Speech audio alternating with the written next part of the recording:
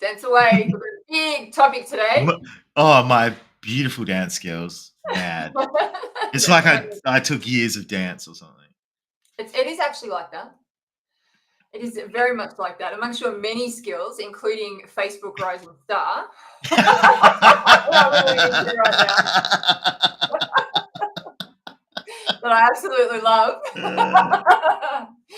But before we introduce Facebook's Rising Star, let's introduce today's topic. So, build it and they will come. That's what we're going to talk about today. We're talking about building out systems and things and products and all the stuff, and then nobody turns up. But before we get into that, I'm Katrina from Butterfly Media, and you are on the Social Butterfly, where we hang out weekly, or I get to hang out weekly with you guys, and Michael Clift, my business coach, where we unpack all sorts of conversations around business, from startup to start down, ultimately, and everything else in between. I don't think we've actually gone to exit strategies yet, but believe it or not, people have been talking to me about it this week, so you never know.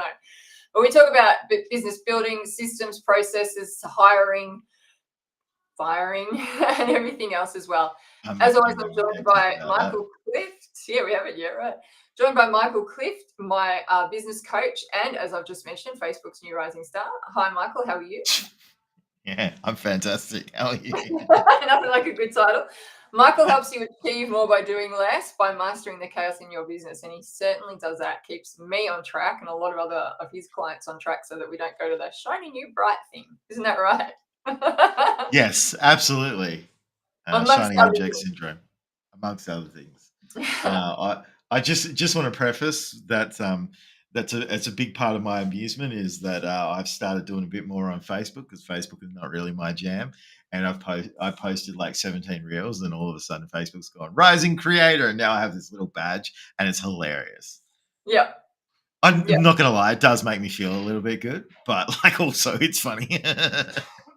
It's like on the LinkedIn, right? There's all the top voices and whatnot on LinkedIn as well that are happening right now. Look, my ego wants me to have a badge. Yeah, okay. I don't know, like it probably doesn't mean anything for me, but like ego, I'd love it. No, I like the show The Rising Star. I like hanging out with rising stars.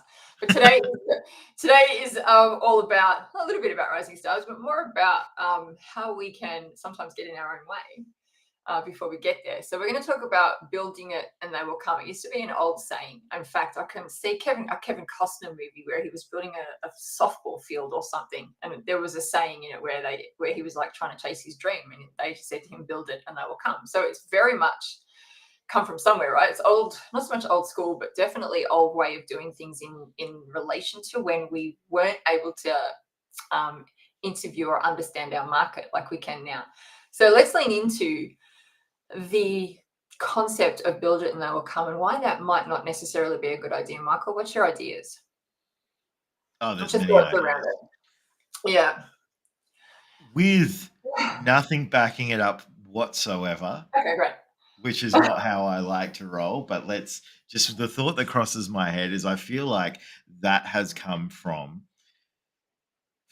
So this is at a guess, so like no one take this as gospel, but like I am making the assumption, which could be bad, that this has come from like back in the day, we're in smaller villages, we're in smaller communities. People didn't have certain things available within those communities. So if you made that available to them, they have access, they come and get that. We don't live in that kind of world anymore. So like you think about that baseball, right? So if it's the same thing I'm thinking about, they're in a rural community away from everything. There's nothing for the kids to do. There's nothing for anyone to do miles around, and you build something for them to be able to do. Well, guess what? Of course they're going to come.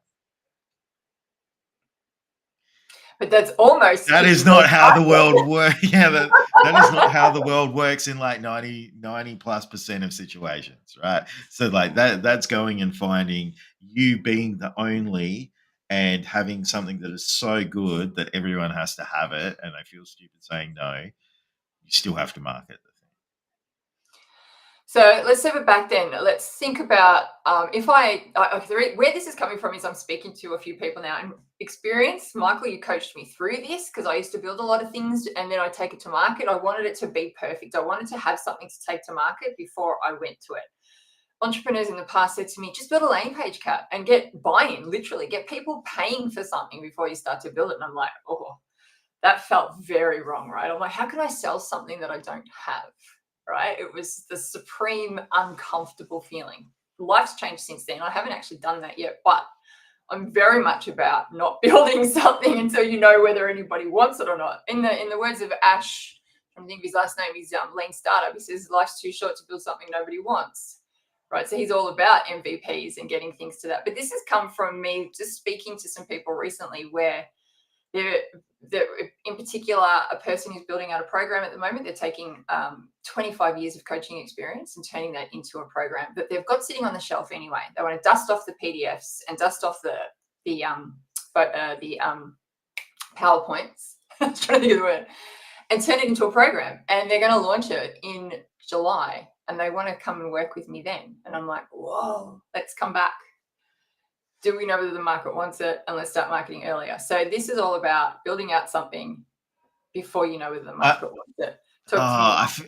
I feel like that's a little bit, that scenario is a little bit different, because if you get my hot little hands on that, I'm going to go, cool, let's chop that up and we'll go sell something, right? It's already built, so we can go sell based off what it is, because it's just about how we're positioning the offer so it'll buy something. I want to share how I fucked up. All right, let's go. That's a better way to do it. Okay, so hey, Michael, how did you learn this valuable lesson? So I want to preface this with, I did this when I knew better and I still did it. Okay, great. Right?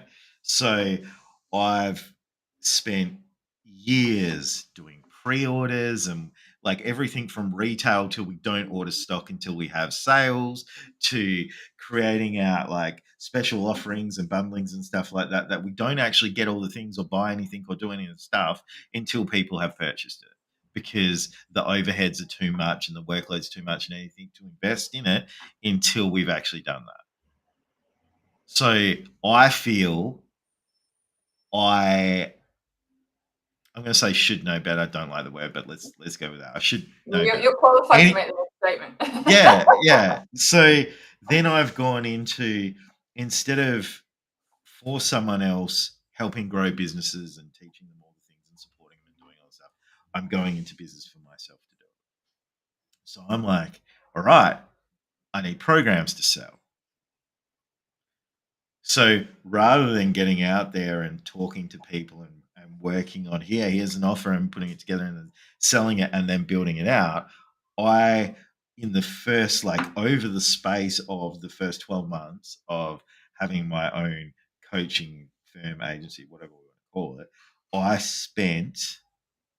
I would dare say hundreds of hours building programs without actually really making sure that they aligned with what people want. Now, did I fully believe that it would help someone? Yes. The silly thing is the core elements of what I do now were all part of those programs. But instead of going out there and talking to people and understanding their needs and how I needed to frame the things so I could give them what they wanted so that they could get what they needed from me, I spent all this time pouring into, I've got to have these sheets, I've got to have this this part of the thing, and I've got to have this flow of like they sign up here and they do this, and then this is the next step, and this is how many emails they get, and then week 1 we do this, and this is all the worksheets for that and all the good stuff, and then week 2, and it was a lot. And then I've gone to, and then I've got all the different price points and it's all like set up, and then crickets, right? And then I've gone out there to the people specifically that I full well believe that it would help. And they are the clients that I help now, right? So for all the data that I have, it would have worked, still couldn't sell it. So when we look at it from that perspective, I have wasted hundreds of hours when really I could have just got out there and helped people and then got them into it and then just built things as we went, which is what I ended up doing and helped a lot more people and still have all the same stuff. Everyone's still getting results. Like, to the point that I haven't actually had someone who works with me as a one-to-one client leave. Yet I waited to go and help people because I thought I needed all these things that I didn't need to do it. All right, that's a great segue for a couple of questions. Yeah. So before we move on to that, so what I do now, which works really well, is I put together the offer, sell it to people, and then build out a program. Isn't It that like doesn't a get built till that happens. yeah?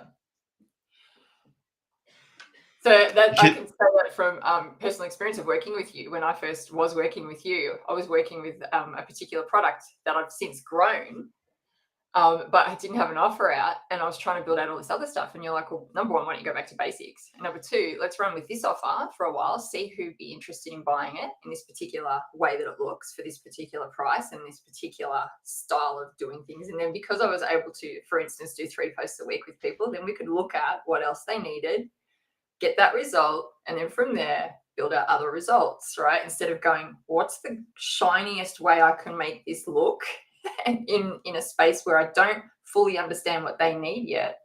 So and then package that. So that was what what I found the problem was. I was trying to, can I say this?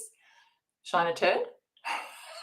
yeah, you can polish your turd. Yeah, you can say whatever you want. It's not But exactly like I'm PG here, so but it wasn't even that. It was literally trying to, and since I've been doing a lot of outreach, I was trying to know what they were thinking without going and asking them. And it's just, it's like you sit there in so much pain trying to imagine what life's like when all we need to do, as you say, is just go have more conversations, just go talk to people, right? We find so out more things. so let's make it really relatable for people, and let's talk about what I was feeling at the time and what I now believe is the reason why I wasn't moving forward. So I was concerned that what I was doing was not enough to help people get Yeah. results. My mindset and belief was that I needed more available to me to help people get results. I had the thought pattern that and the frame that, oh, this needs to be perfect to start to get someone in there. Yeah. All of those things I no longer believe to be true because I know that I can go and get people results.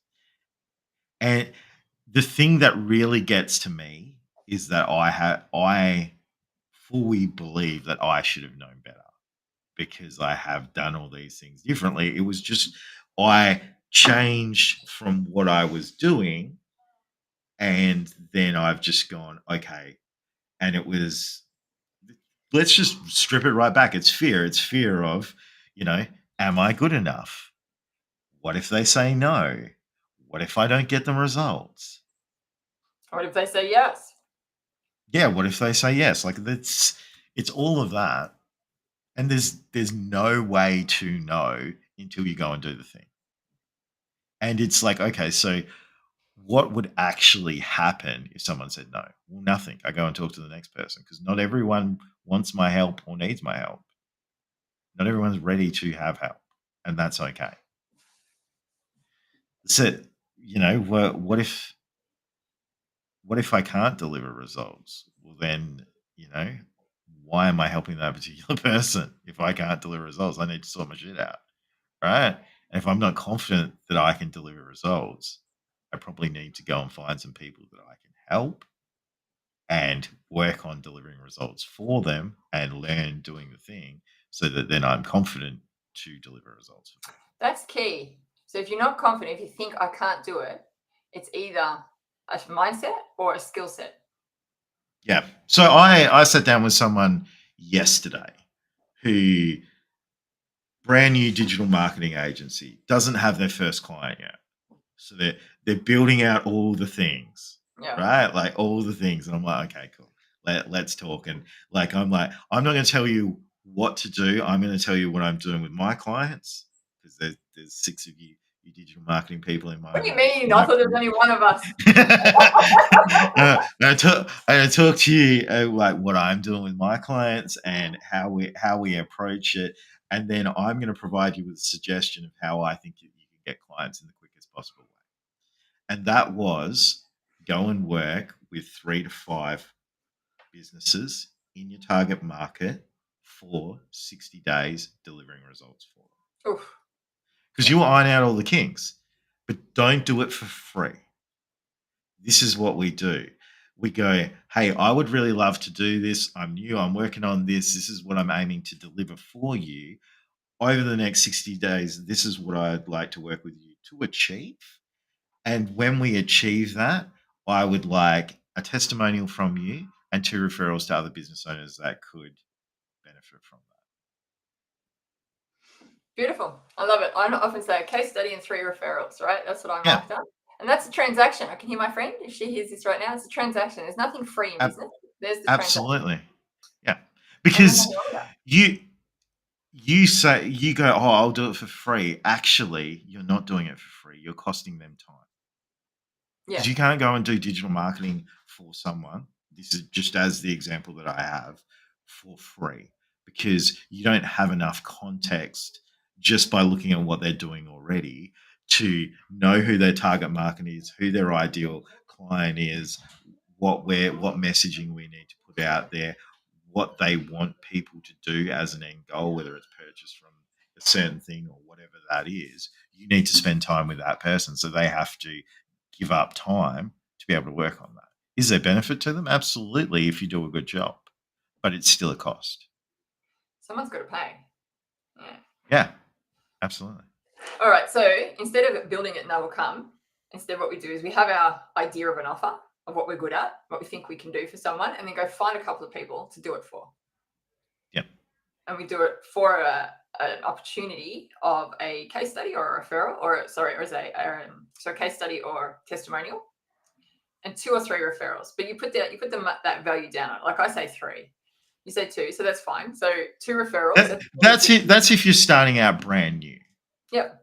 Because just because the particular offer or program that you are building right now is new, it doesn't mean that it's not going to get results. Because if you're putting together the combination of things that you've already done for people to deliver results, you already know those steps are going to deliver results. You're just combining them together to get better results.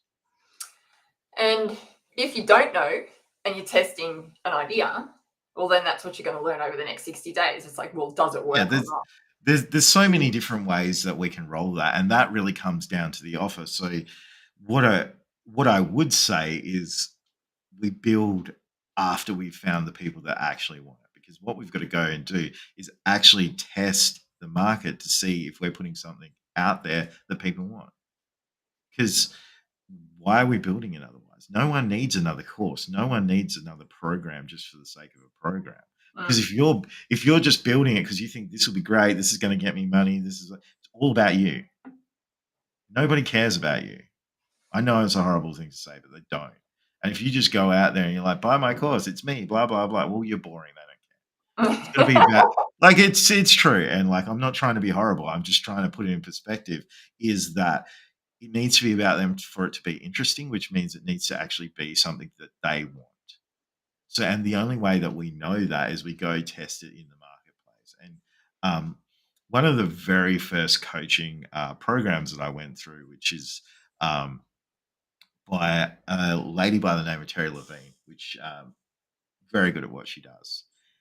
And I was going through this, and she talks about how she did this program, and it was just the name that sold it. So when she put the name out there originally, it was, I can't remember the full name, but it was something about getting leads, and it was like qualified leads or something to that degree, and it didn't sell. It didn't sell. And yeah, it didn't sell. Yeah. Then she put it out there, got the terminology right, and put it there, and it became about getting hot leads. Yeah. And she sold nearly $500,000 worth of that program in the first launch. And then since then, it's gone and done over $1 million from that program. One word, right?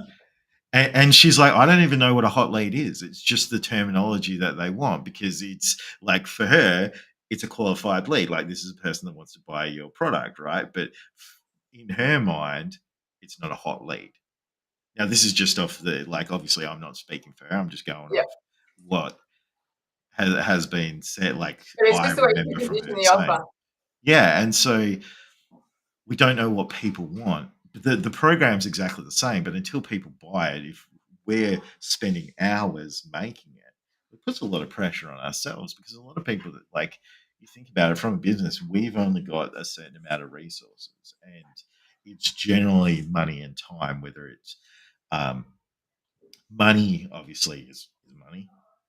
That's our cash reserves and cash flow, and then time is either our time and our team's time. And if we're not utilizing that time appropriately, it's doing one or two things. It's either negatively impacting our cash flow, and which is bad for the business, because we might not be able to pay people, and that may just be ourselves, or it can also be negatively impacting the client experience for our current clients, because we're like, a lot of the time as a business, when we go and pour ourselves into a new thing, things drop off.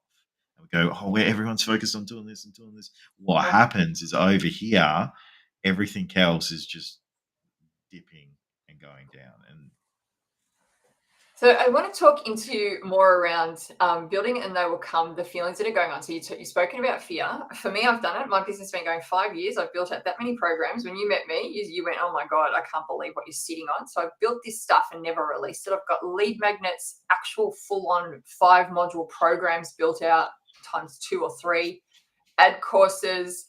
I've got all this stuff that I'm sitting on, right, that I've never launched. And one of them I researched the hell out of, and I just didn't have the confidence to launch into it, right? It was a big 5-module, 5-month program to sell at $4,000, right? Which was just way above what I was used to dealing with. I even had amazing people plugged in to help deliver this course, right? I'm still sitting on it. So, and I've done research on it. So it was a confidence thing to take it to the market. Now I have products out in the market that I'm extremely confident in, because it, as you said, it's not about me anymore. The course that I have out, my academy, is all about them. And so is my done for you service, all about them. All I do all day is sit with my clients working out how to serve them better. It's incredible. It's an incredible opportunity, right? But until you get there, until you're sitting there going, all right, I need to make money. And this is where I came from. I needed to eat. So I needed to go and make something that was going to bring me money. Money was the only motivation at the start, because it had to be. I had none. Right? I've bootstrapped the hell out of this business all the way through. It's incredible, right? Here we are. So my focus was money, and I'm a big believer on chase the impact, the money will come. Learned the hard way. Still starving, I had to shift my focus to the impact so that I could then create money, right? The cash flow came even though I had none. But it's really hard when you're there at the start and you need to eat and you've got to go create a product in the market. You're sitting here going, I don't know what they want. I'm just going to make it and send it out there. And you put hours, years into these things, right? And they don't fly. What do we do if we're in that position, or we're just starting out, or we've got an idea and we need to eat? Do we go get a part-time job while we're getting this to fly? Like, how do we overcome the build it and they will come in the modern age, so that our focus is on our client and not ourselves? okay, cool. You good for me to roll into this? Go for it. This is not financial advice. I don't know someone's particular circumstance, so I will give a pathway, and you need to decide whether it's right for you or not. The first thing that I would say is, it is always very hard to come from a place of scarcity. It is very challenging. So if you have the option to take money off the table as something that you need to worry about, you want to do that, because it is very hard to get out there and go and help people in the way that you need to when you're coming from a place of scarcity. Like, extremely hard, because it is about you, right? And it makes it difficult for you to be able to make decisions that are in the best interest of someone else when you're like, I've got to put money in my pocket. Totally. It's so And hard. I'm not judging anyone from that. I'm just saying, like, that mindset, it's difficult. It's challenging. And like, I've been there. I know lots of people have been there, and it's very challenging to work through. So it's how do we ideally get out of that? So let's say that you don't have that option and you're going to put money in your pocket, right? If you need to get a part-time job, get a part-time job, right? Like if that's what it is, that's what it is. What I would say is that going and spending a whole heap of time building a program is going to be so counterproductive because, like, let's say you're like, oh, I've got to build this program, and that's a week, right? It's probably not a very good program. I'm going to say it takes a little longer than that. That's like so. Let's say it's probably 2 to 3 months to create a good program. Yeah. Well, what if you spent 2 months selling people into that program, and then you the week before it's the next step is you build that out. That is a path that is going to get you money faster, right? And it's going to allow you to help people. And like, if you're concerned about, oh, I don't know if the program's going to be that good or whatever it is, well, it's honestly, if you haven't done it before, it's probably not going to be that good. Yeah. Like, Totally. be okay with that. So there's going to be challenges. There's going to be things because you don't know all the questions that people are going to ask. You don't know all the different layers of support they're going to need. You don't know, like, they are operating from a different filter from what you are because they have different life experiences to what you have. Even if you are someone who is only talking to the person that was you 5 years from like 5 years ago, there are still going to be different things that you've experienced to what they've experienced.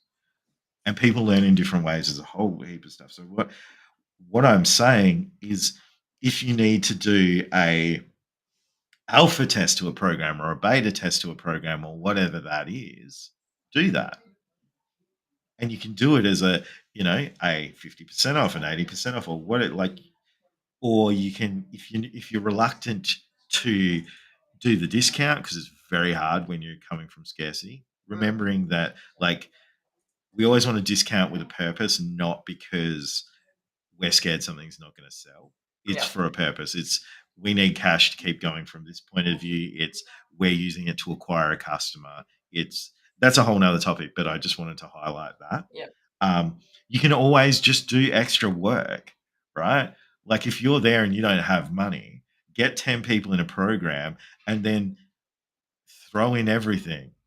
Throw in the laundry, throw in the kitchen sink, throw in the fridge, go to the neighbor's house, kick down the door, grab their sink, throw it in as well, kind of thing, right?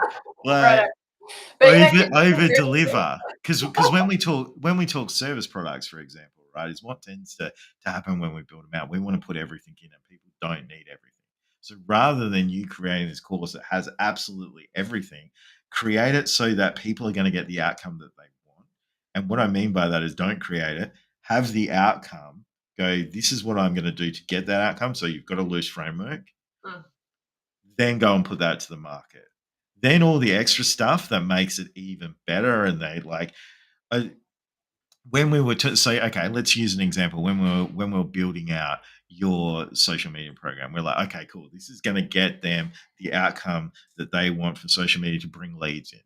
So when they get the leads, what's a challenge that they're going to have that we can support them with that's over and above what we're doing? Okay, cool. So let's provide them with a DM sequence so that they can go and talk to those people. That's the kind of stuff that you want to add in because what's a barrier for them? Okay, we've got all the socials sorted out. This is wonderful. They're going to get leads. Well, now they've got to close them. And that's a barrier. So let's help them with that. Yeah. So I'm just thinking about a couple of people I'm speaking with at the moment that had a done for you solution, and it's pretty brand new in the market. So nothing's around like it. So it's a matter of will it fly? They've seen a hole in the market and they can see that it's going to work.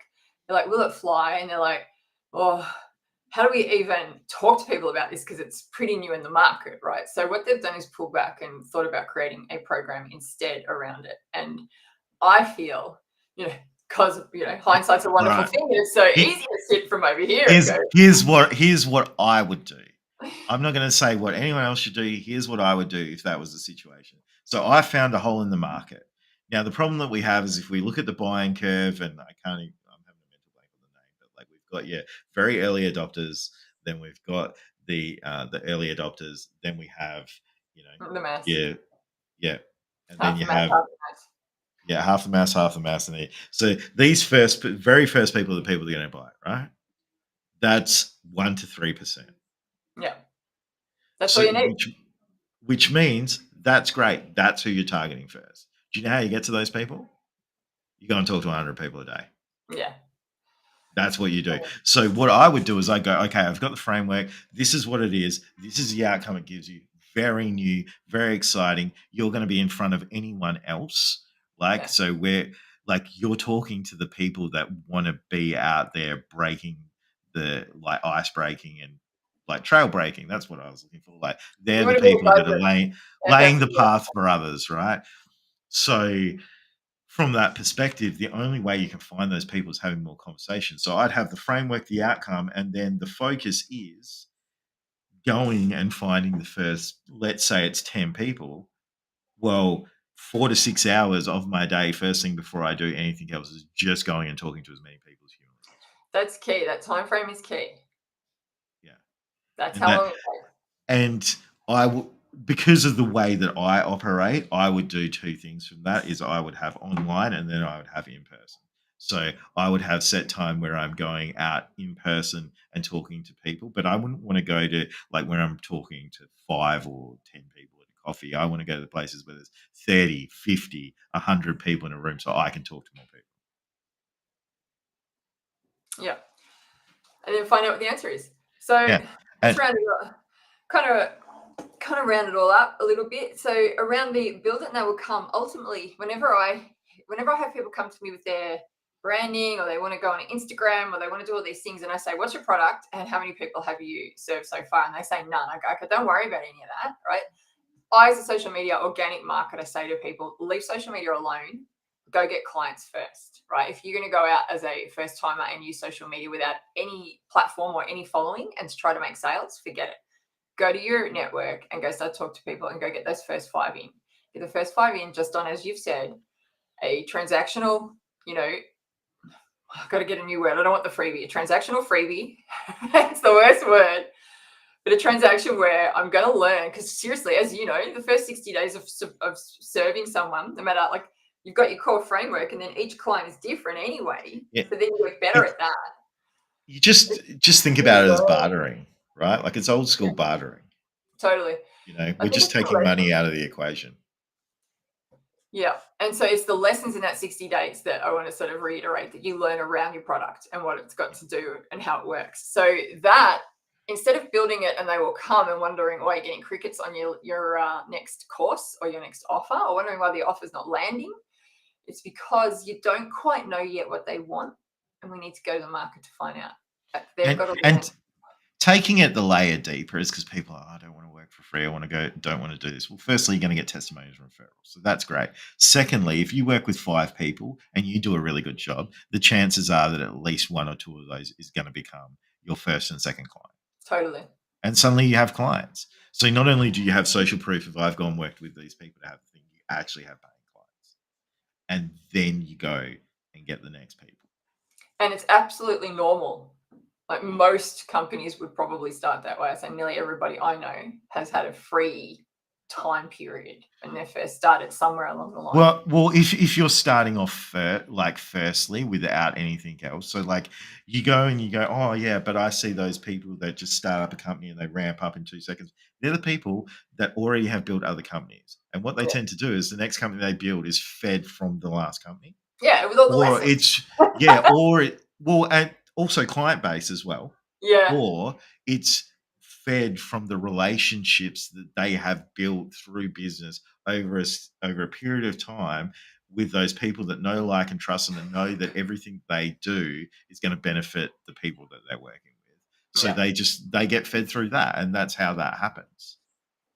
yeah. So build your network as well as the product at the same time or the service at the same time. Yeah, so let's say like just to give people the next layer, like let's say okay, you don't go on social media yet. Like you can build that at the same time, but go out and network. Well, it's more about like if you're doing that, just document what you're doing along the way with social media.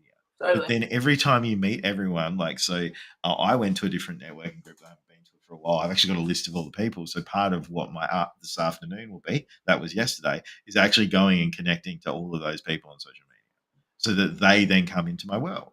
And guess what? I post regularly on social media. So then by the time I see them next in person, as a general rule, let's say that they only go on social media a couple of times a week or once a week or whatever, they are going to at least see me 2 to 3 times before I see them in person. Totally. If they are a heavy social media user, I'm going to see them in person. And this has happened to me quite a few times, and they feel like they know everything about So me. on that note, don't build it and they will come.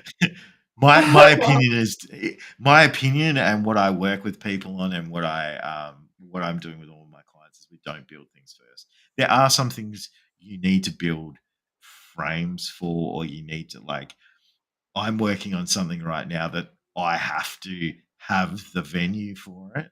So that's part of something that I need to commit to. However, where you can, don't build it first.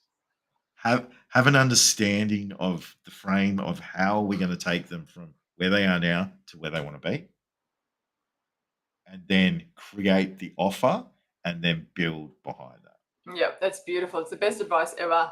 And when you get comfortable with it, the fear of what you're creating and the fear of talking to people goes away. So you remove some of those roadblocks to actually growing business while you're growing a new product. You get used to talking to people about things and get over the sales side of things, which is a whole other conversation.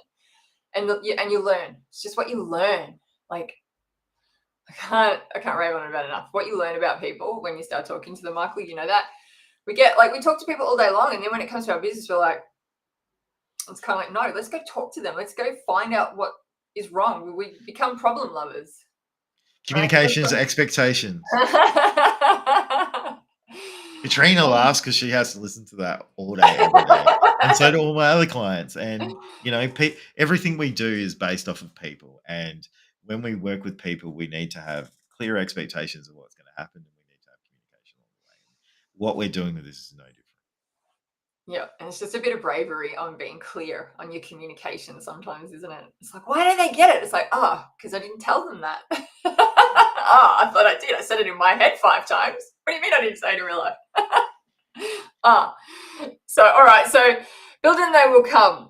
The idea of doing that will keep you selling things that aren't wanted in the market, will stop you innovating in the right way, will stop you actually getting out of the trenches and into lives of impact. It'll stop you from knowing your market and stop you building something that people want. And ideally, when you start to build something people want, you start to get the results, and it's just a joy to get out of bed. So let's not build it before and ask them to come. Let's ask them what they want and build something around that. So on that note, thanks for joining me this week, Michael. Thank you so much for your insights and your stories and thank you, your experiences on this from someone that should have known better. Yeah. Not at all. Not at all. It's just business, right? It's just the way it goes. We just keep trying to make impact. So thank you everyone for joining me. If you've got any questions or comments, by all means, drop them down there. If you'd like to be on the show, we'd love to have you. We've got a few guests coming up, actually. So I'm looking forward to sharing a few people in the spotlight with everybody. Thanks for joining me. We'll see you next week. Have a good week out there.